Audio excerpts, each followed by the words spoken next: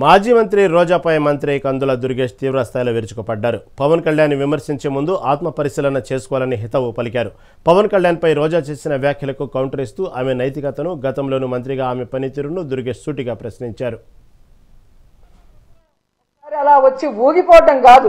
ఈరోజు నువ్వు షూటింగ్లు చేసుకోవడానికి కాదు నీకు ఓట్లు ఇచ్చింది. ప్రభుత్వ ధనంతో స్పెషల్ ఫ్లైట్లు ఎక్కి ఎంజాయ్ చేయడానికి కాదు నీకు ఓట్లు వేసింది. కూటమి ప్రభుత్వంలో ఉన్నప్పుడు చంద్రబాబు నాయుడు ప్రభుత్వం తప్పు చేస్తే నిలదీయాలి, సరిదిద్దాలి అండ్ సక్రమంగా ప్రజలకి మంచి చేసే విధంగా నువ్వు నడుచుకోవాలి. కానీ నీ నియోజకవర్గం పిఠాపురంలో అమ్మాయిని రేప్ చేసినా పట్టించుకో, రైతుకు యూరియా దొరక్క ఎండల్లో వాళ్ళు నించొని రోజుల తరబడి ఏడుస్తుంటే పట్టించుకో, ఇదే పిఠాపురంలో నిరుద్యోగులకి ఉద్యోగం ఇవ్వకపోయినా, నిరుద్యోగ భృతి ఇవ్వకపోయినా పట్టించుకో. నీ ప్యాకేజ్ కరెక్ట్ గా నీకు ఇస్తే చాలు. ఒక హెలికాప్టర్ కొనిచ్చేశాడు, ఇంకా ఎక్కి తిరుక్కుంటూ ఉంటున్నాం. ఈ 17 మెడికల్ కాలేజీలు అమ్మకానికి పెడితే కనీసం బుర్రున్న ఎవరైనా కూడా దానికి మద్దతు తెలుపుతారా? కానీ నువ్వు కూర్చొని తల ఆడిస్తున్నావు అంటే ఈ రోజు రాష్ట్ర ప్రజలు నీకు ఓటేసినందుకు సిగ్గుపడుతున్నారన్న విషయాన్ని కూడా తెలుసుకోండి. రోజా గారికి అలా మాట్లాడేటువంటి అర్హత ఉందా?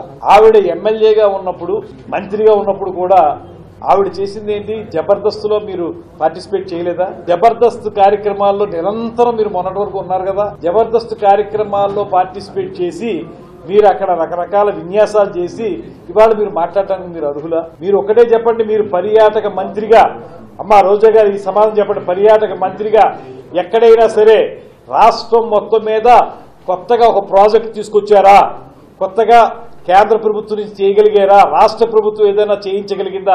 ఒక్కటి కూడా చేయలేదు. మీకు కబ్జాలు ఉన్నాయి, మీకు వ్యాపారాలు ఉన్నాయి, మీకు దొంగ వ్యాపారాలు ఉన్నాయి.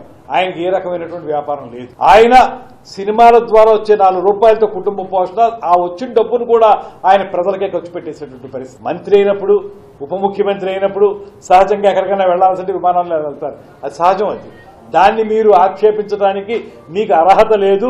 మీరు మీకు ఇచ్చినటువంటి మంత్రిత్వ శాఖలో ఏ ఒక్క ఇంచ్ అభివృద్ధి మీరు చేయనటువంటి మీకు ఉప ముఖ్యమంత్రి గారిని విమర్శించే అర్హత లేదు అనేటువంటి మాట.